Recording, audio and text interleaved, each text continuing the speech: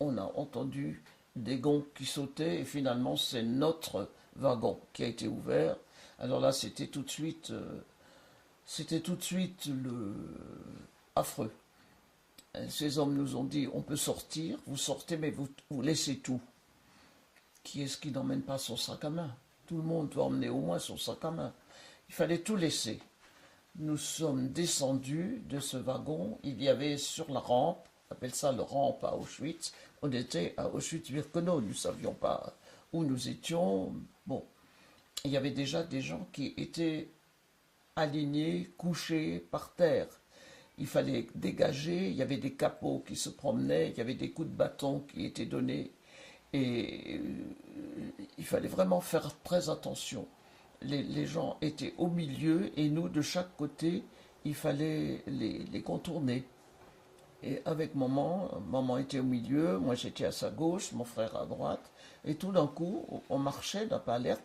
On était quand même 1200, 1197 exactement personnes.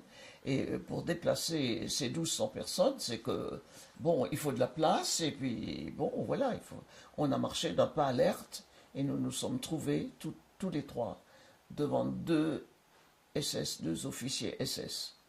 On ne s'est pas rendu compte, il y avait des gens devant nous, on ne s'est pas rendu compte. Et quand nous sommes arrivés devant eux, il m'a intimé l'ordre d'aller à gauche et maman et mon frère à droite. J'étais désigné pour le travail. On est arrivé dans un grand hall. Dans ce grand hall, on nous a intimé l'ordre de nous déshabiller et de tout laisser dans un coin. On s'est d'abord regardé parce que, bon, c'est pas facile. En 1944, on ne se déshabillait pas si facilement que ça. Et tout laisser, bon, il y a deux queues qui s'étaient faites. La première queue, c'était pour nous raser la tête et surtout le corps. Et la deuxième queue, c'était pour nous tatouer. En l'espace de très peu de temps, nous étions devenus absolument méconnaissables.